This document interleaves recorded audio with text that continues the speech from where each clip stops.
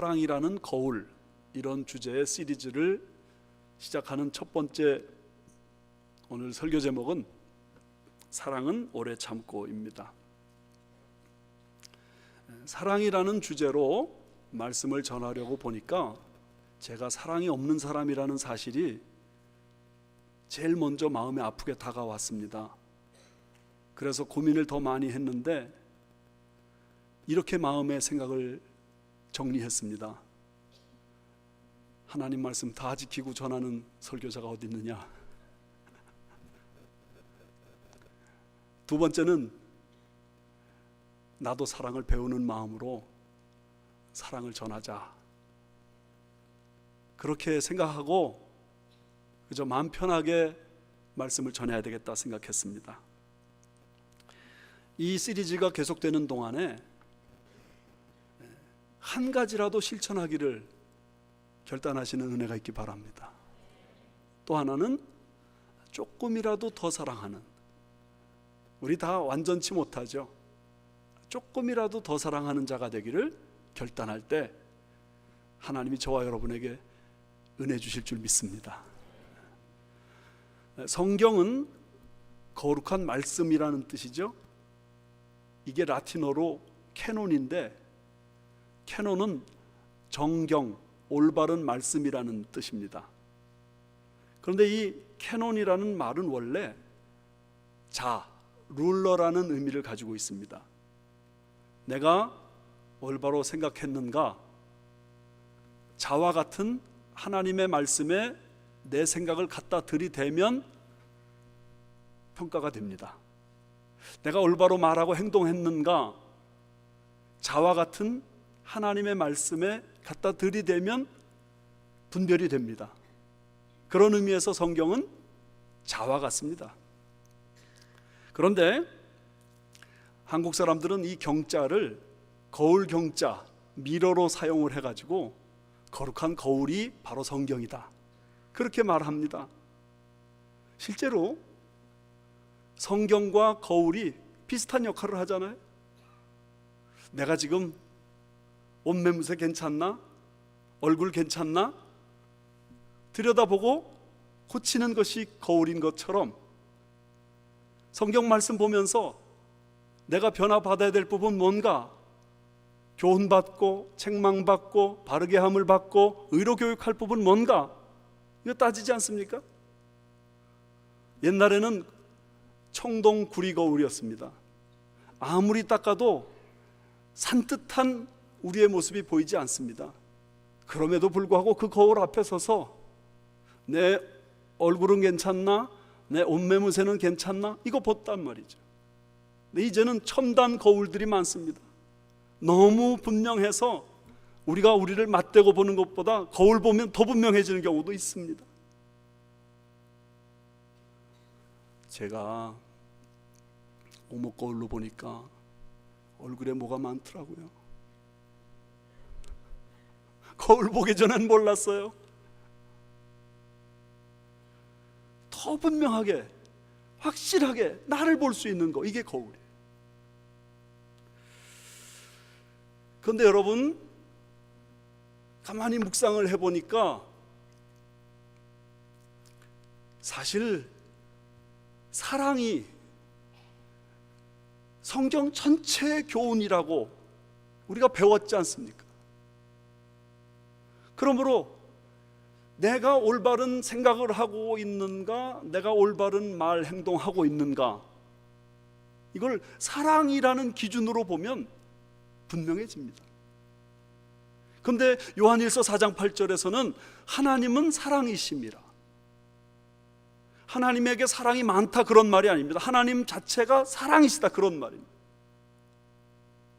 그러므로 사랑이라는 거울 앞에 내가 선다는 말은 결국 하나님이라는 거울 앞에 내가 서는 겁니다. 성경 말씀 앞에 내가 서는 겁니다. 그러므로 여러분, 내가 사랑으로 생각하고 있는가? 하나님 기준으로 생각하고 있는 겁니다. 내가 사랑으로 말하고 행동하는가? 하나님이 보실 때 올바르게 말하고 행동하는가? 똑같다. 믿으시기 바랍니다. 그리고 성경은 말하기를 사랑이 최고다, 사랑이 최고야, 이렇게 말씀하십니다. 오렌지 카운티 교회 협의회 임원 회목을 달마다 모이는데 제가 우리 임원 목사님들에게 설교하시도록 계속 기회를 드립니다. 지난달 어떤 개척교회 하시는 목사님이 설교 제목을 세계의 목소리, 그런 제목을 내셨어요. 그리고 설교하세요. 좀 설교 제목치고는 좀 특이하지 않아요? 뭘 말하려고 그러나 유심히 들었어요. 이분이 오순절 개통 목사님이신데 교회를 개척하셨어요. 그러면서 자기 마음속에 어떻게 해야 교회가 은혜스럽게 행복하게 잘 되고 발전하겠는가, 자기 마음에 들려온 첫 번째 목소리는 믿음이라는 거예요. 고린도전서 13장 13절, 그런즉 믿음, 소망, 사랑, 이 세 가지는 항상 있을 것인데 그 중에 제일은 사랑이라 하는 이 말씀 앞에서 이분은 기분이 별로 좋지 않았어요. 자기가 볼 땐 믿음, 소망, 사랑 중에 제일은 사랑이 아니라 제일은 믿음이에요. 그렇잖아요. 믿음으로 막 밀고 나가야 되잖아요. 기도하고 믿음으로 도전하고, 그래서 교회 사역을 최선 다하면 하나님이 풍성한 열매 주실 거 아니겠어요? 그래서 믿음, 소망, 사랑, 셋 중에 제일 중요한 것은 믿음이다. 자기도 그렇게 믿었고 교인들에게 그렇게 가르쳤대요. 그래서 교회를 개척했는데 막 믿음으로 막 열정을 다해서 믿음으로 도전했는데 이 믿음대로 되더래요. 교인이 막 100명이 넘어가고요, 공간이 부족해가지고 공간을 6개나 빌리고요. 그러면서 막 잘 되니까 이 목사님이 그렇게 생각했어요. 봐라, 믿음, 소망, 사랑 중에 제일은 믿음 아니냐. 그러던 어느 날 교회 안에 다툼이 생겼어요. 싸움이 벌어졌어요. 그런데 그 많던 교인들이 어느 날 순식간에 다 떠나가 버리는 거예요. 20명도 안 남는 현실이 돼버렸어요. 목사님이 이제 페이먼 감당을 할 수가 없어가지고 그 6개 빌렸던 방들 다 취소하고 방 하나만 가지고 쓰는 형편으로 쪼그라들었어요. 마음은 지치고 곤고하고 모든 부분에 있어서 낙심하고 절망하고 있는데 고린도전서 13장 13절이 생각나더래요.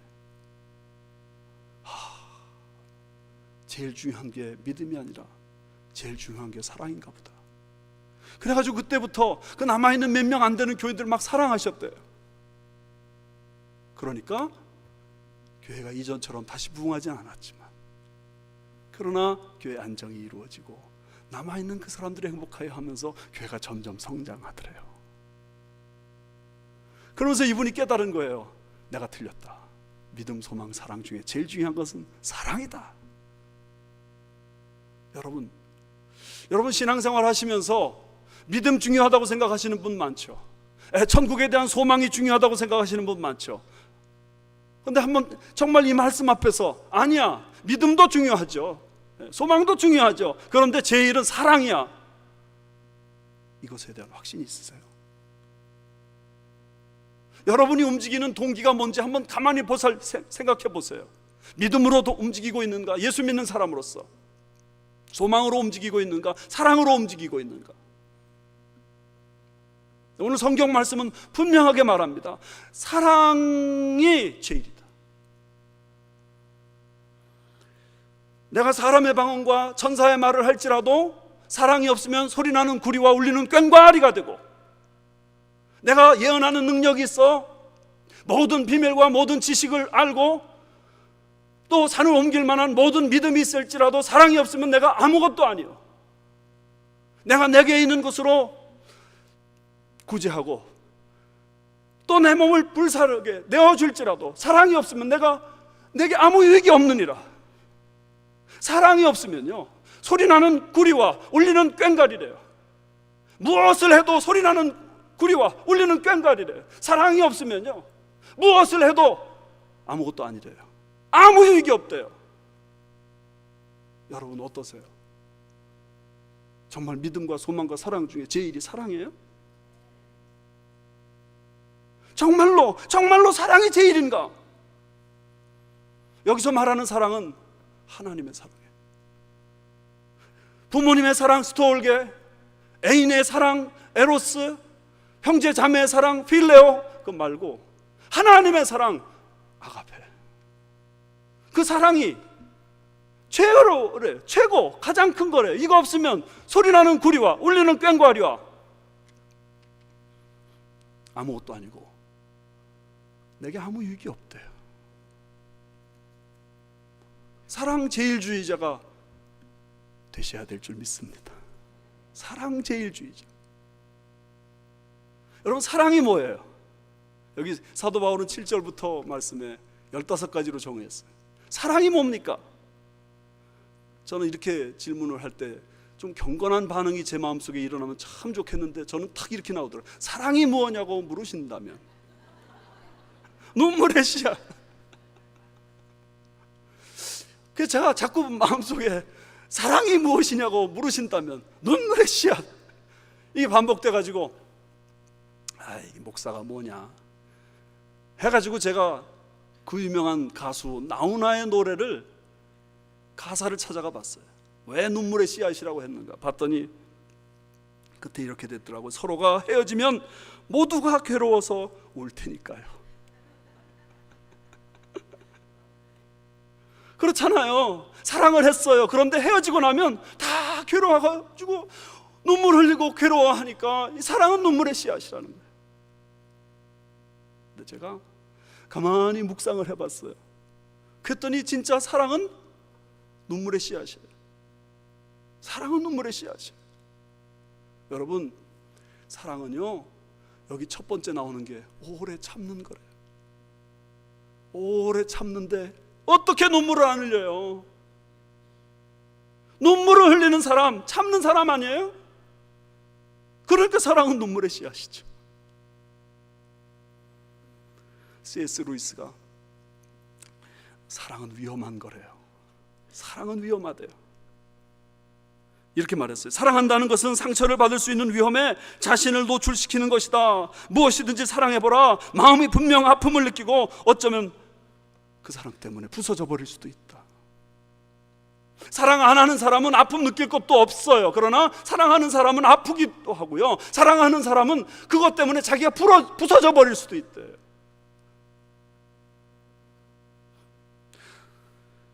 사랑을 하려고 마음을 먹습니까?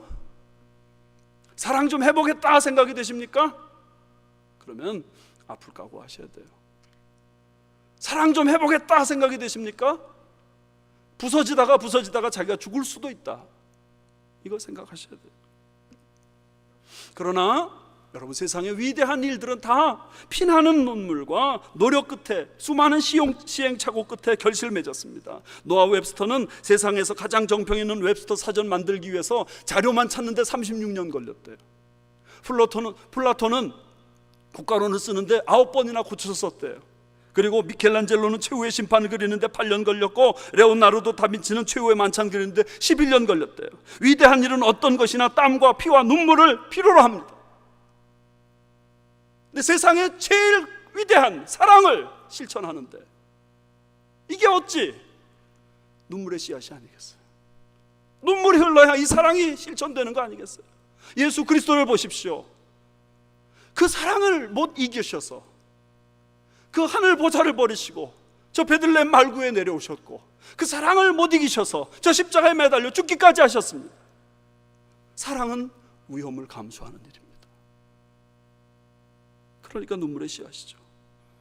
사랑은 속상하는 거예요. 사랑하지 않으면 속상할 필요가 없습니다. 사랑하면 속상해야 됩니다. 예수님 당시에 유대 랍비들은 용서를 3번 하라고 그랬어요. 3번까지는 해라. 그래도 3번까지도 대단하지. 여러분 한번 가만히 따져보세요. 여러분 몇 번 용서하나? 3번도 대단한 거예요. 근데 베드로가 큰 맘 먹고 7번까지 하리까 예수님께 물었어요. 그때 예수님 뭐라고 대답하시냐면 7번씩 70번이라도 할지라. 490번 하라는 말이 아니라 무한대로 끝까지 계속 용서하라. 오래오래 참아라. 그 말씀 아니에요? 근데 우리 그렇게 못해요. 사람들은 용서라는 말에 감동받죠. 그러나 용서에 참 멋있는 말이라고 생각하긴 하지만 C.S. 루이스가 말한 것처럼 정작 실제로 용서를 해야 할 상황이 되면 용서라는 말만 꺼내도 화가 나서 으르렁거린다. 이게 우리들이에요. 사랑은 속상한 일이에요. 그러니까 사랑은 눈물의 씨앗이에요. 그렇다면 여러분, 왜 사랑이 이렇게 힘든 것인데 우리는 이 사랑을 이루기 위해서 오래 참아야 될까요? 왜 참아야 될까요? 왜 끝까지 참아야 될까요? 세 가지 이유를 말씀드립니다. 첫 번째, 사람마다 상처가 있기 때문이에요. 사람마다 상처가 있어요. 시편 103편에 하나님께서 우리 하나님의 자녀들을 어떻게 대하시는지를 말씀하셨는데, 하나님은 노하기를 더디하시고 자주 경책하지 아니하시고 노를 영원히 품지 아니하시고 우리를 죄를 따라 처벌하지 아니하시고 우리 죄악을 따라 우리에게 그대로 갚지 않으시는 분이시래요. 오히려 아버지가 자식을 긍휼히 여긴 것 같이 자기를 경외하는 자들을 긍휼히 여기시는 분이시래요. 그러면서 뭐라고 이유를 말씀하시냐면 8절에 이는 그가 우리의 체질을 아시며 우리가 단지 먼지뿐임을 기억하심이로다. 우리 체질이요, 깨지기 쉬운 체질이에요. 깨지기 쉬운 체질이에요. 아니, 우리 체질이 이미 깨진 질그릇과 같은, 이미 깨져버린 질그릇과 같은 그런 모양이에요. 딱 건드리면 와르르 무너지는 그런 체질이 우리예요. 아직도 가야 할 길 쓴 스캇 팩이 그 책 제일 첫 문장 뭐라고 썼냐면 인생은 고해다, 고통스러운 바다래요. 예수님도 말씀하셨어요.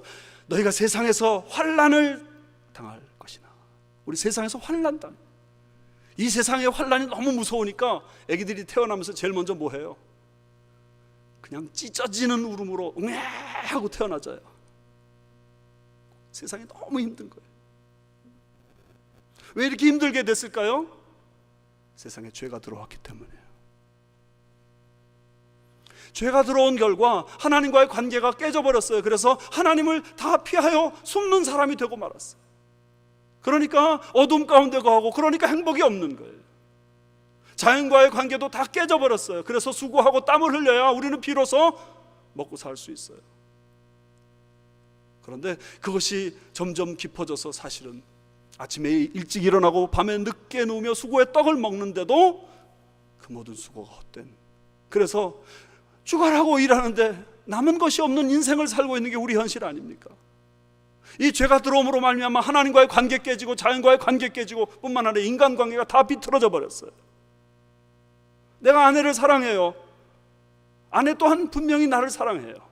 그런데 이상하게 날마다 싸워요. 내가 자식들을 사랑해요. 내가 우리 부모님을 사랑해요. 그런데 이상하게 날마다 비틀어져요. 교인들끼리 서로 잘해보려고 애를 쓰지 않는 사람이 누가 있겠어요? 진심은 분명히 그런데 결과는 항상 다툼과 원망과 분쟁으로 끝나요. 왜 이래요? 왜 이래요? 우리 속에 다 상처가 있기 때문에 그래요. 아프기 때문에 그래요. 너도 아프고 나도 아프고 우리 모두가 아파요. 누구는 과거에 심히 아팠어요. 어떤 사람은 지금 현재 아파요. 또 어떤 사람이 이렇게 말해요. 과거에도 안 아팠고 앞으로도 지금도 안 아프다. 그런 사람은 단언하건대 앞으로 아플 겁니다. 협박하는 게 아니라 삶의 진실이에요. 아픈 게 인생이에요. 다 고통스러운 게 인생이에요. 그래서 에베소 4장 32절에 사도 바울은 이렇게 말합니다. 서로 불쌍히 여기고 서로 용서하기를 하나님이 그리스도 안에서 우리를 용서하심과 같이 하라. 여러분, 상처 없는 사람 누구예요? 아픔 없는 사람 누구예요? 다 상처가 있어요. 킴이라는 사람과, 아니 폴이라는 사람과 킴벌리라는 사람이 결혼을 했어요. 근데 행복하게 아주 좋은 부부관계라고 생각을 했는데 어느 날 킴벌리가 폴의 사무실에 들어가서 컴퓨터 이메일을 봤는데 남편의 이메일을 보니까 이게 깜짝 놀랄 일이 벌어졌어요. 자기 친구, 여자친구가 자기 남편과 바람이 난 거예요. 세상에 이런 배신이 어디 있어요. 그래서 킴벌리가 너무 화가 나가지고 이 남편을 이제 다시는 안 보겠다고 내쳐버렸어요. 폴은 사태의 위급함을 깨닫고 손이 발이 되도록 아내에게 찾아가서 잘못했다고, 내가 다시는 안 그러겠다고 하지만 소용이 없었어요. 절망하고 좌절한 폴은 이렇게 살아서 뭐 하겠는가, 죽을 준비를 했어요. 수면제를 계속 모았어요. 그리고 이 수면제 들고 이제 내가 멕시코 가서 이 세상을 조용히 마감하리라. 그런데 그게 이 폴의 친구에게 알려졌어요. 그때 이 친구가 이렇게 말했대요. 씨앗 하나만큼의 희망이라도 있다면, 씨앗 하나만큼의 희망이라도 있다면 그 희망 한번 키워봐. 그 희망 한번 키워봐. 그 말 듣고 폴의 마음이 바뀌었어요. 그래서 그때부터 참회의 과정을 겪습니다. 더 이상 아내가 자기를 이해해 주기를 바라지 않고 상담을 받으면서 왜 도대체 이런 문제 가운데 자신이 빠졌는지 자신을 돌아봤어요. 시간이 많이 걸렸어요. 그렇게 상담을 받는 과정에 이 폴에게 어렸을 때 자신이 겪었던 일이 생각이 났어요. 이 폴은 아버지가 선교사님이셨는데, 그래서 파푸아 뉴기니 가서 거기서 태어나고 거기서 성장을 했는데,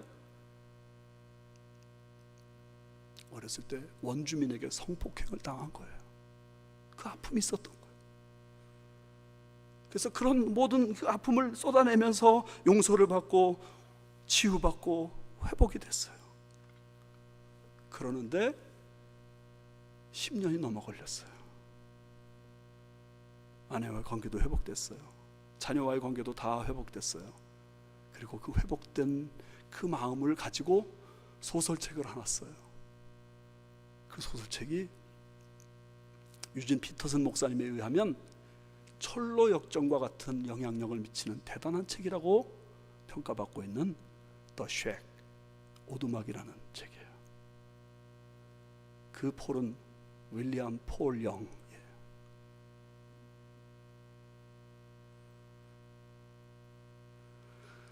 그 오두막이라는 책 내용도 그런 내용이에요.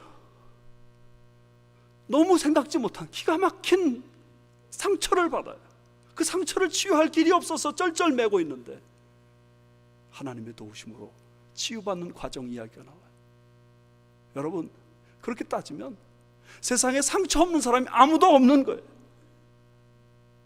남편이 상처가 있어요. 아내가 상처가 있어요. 우리 애들이 상처가 있어요. 부모님이 상처가 있어요. 목사에게 상처가 있어요. 교인들에게 상처가 있어요. 다 상처가 있어요.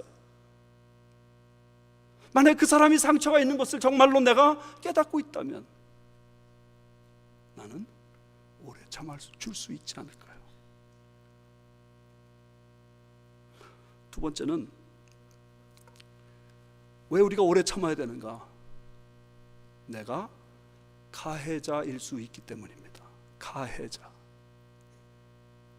우리는 언제나 우리가 피해자라고만 생각합니다. 자기가 누구에게 상처받았는지 그것만 계속해서 따지고 있습니다. 다른 사람에게 상처 준 생각은 별로 하지를 않습니다. 그러나 깊이 생각해 보면 내가 누군가에게 상처를 받은 것처럼 사실 나도 만만치 않게 다른 사람에게 상처를 줬어요. 교인들하고 이야기해 보면 누구 한 사람도 내가 다른 사람에게 이런 상처를 줬어요. 하나님 어떻게 하면 좋아요? 목사님 어떻게 하면 좋아요? 이런 상담한 분은 없어요. 다 무슨 상담하냐면 내가 상처받았어요. 저 왼수를 어떻게 하면 좋아요? 나는 용서 못해요. 다 이러고 있어요. 얼마나 많은 아이들이 초보 부모의 실수로 인해서 상처를 입는지요. 부모가 미숙한 거예요. 그래서 아이들이 상처를 받아요. 어떤 목사님 그래, 자기 유학생 시절에 돈이 딸리니까 자기 아이가 이 일회용 기저귀 쓰는 게 이게 아깝더래요. 그래서 오줌 많이 싸지 않으면 한 번 더 견뎌라. 다음번 오줌 쌀 때까지. 때로는 2번, 3번 쌀 때까지 조금만 더 견뎌라. 나중에 아동 심리에 관한 책을 읽어보니까 아이 기저고 제때 갈아주지 않으면 아이 성격에 부정적인 영향을 미친다는 거 알고 이 아버지가 너무너무 아이에게 미안한 거예요.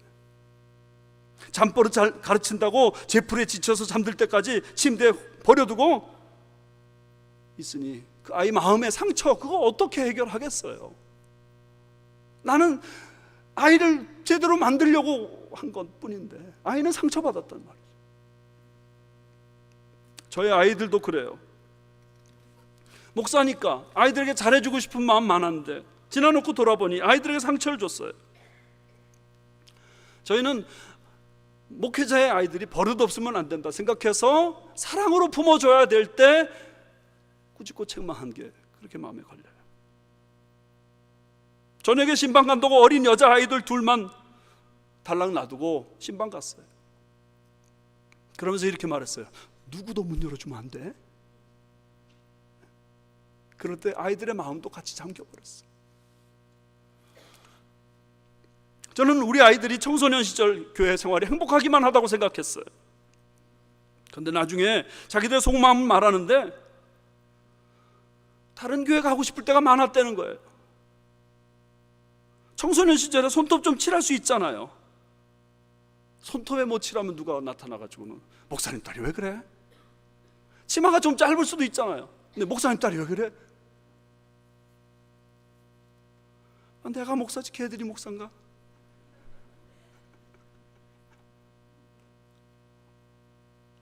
다른 교회 가고 싶을 때가 많았는데 엄마 아빠 입장 곤란할까 봐 교회 옮기고 싶을 때 참았대요. 커다랗게 성장한 다음에 얘기하더라고요. 여러분, 우리가 때로는 있잖아요.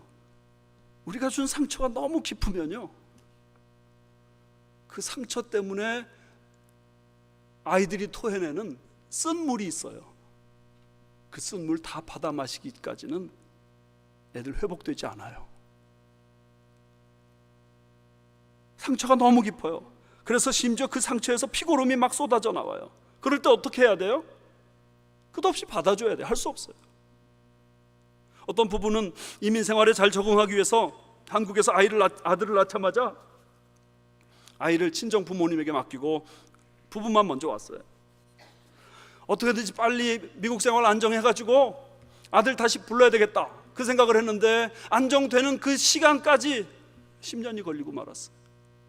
10년이 지나서 아들을 데리고 왔어요. 10살이 됐죠.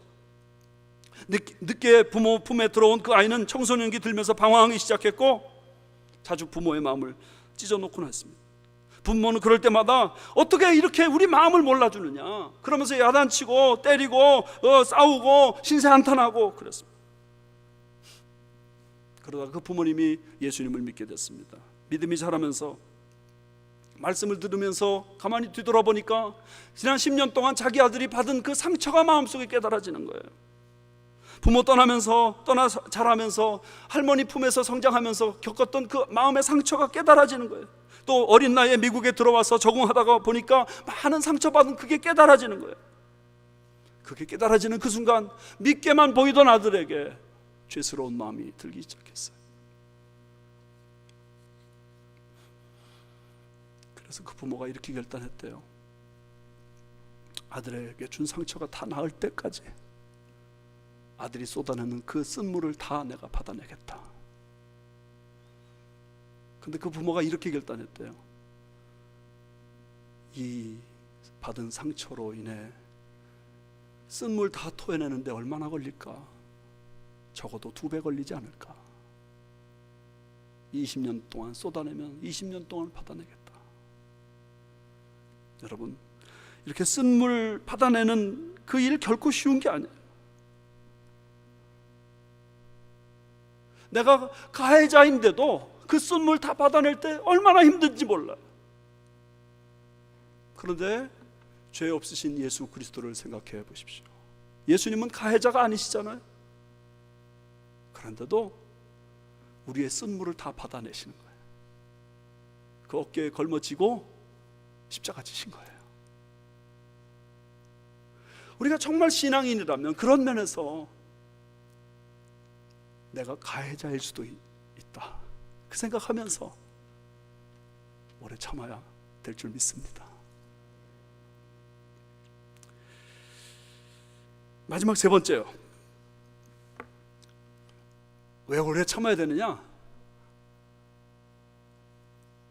우리 죄가 더 많음을 깨닫기 때문에. 사무엘하 16장 말씀 보면 다윗이 압살롬의 반역에 의해서 도망가는 이야기가 나옵니다. 다윗이 얼마나 다급했는지 머리를 가리고 맨발로 그저 목숨만 날 살려라 하고 도망가는 그런 상황이 됐습니다. 신하들 보기 얼마나 민망하고 부끄러웠겠습니까? 백성들 앞에서 얼마나 처신하기가 어려웠겠습니까? 그렇게 도망가고 있는데 저 길 건너편에서 시므이라는 사람이 나타나가지고 흙먼지를 일으키고 돌을 집어 던지면서 다윗을 막 욕합니다. 온갖 저주의 악담을 다 쏟아냅니다. 듣다 못한 다윗의 부하들이 저놈을 당장 가서 목을 잘라오겠습니다. 그랬더니 다윗이 그때 어떻게 반응하냐면 가만두어라. 저 시므이가 나를 욕하는 것은 사실 하나님이 허락하신 것일 것 같다. 그렇게 반응을 해요. 왜 그렇게 반응할 수 있느냐?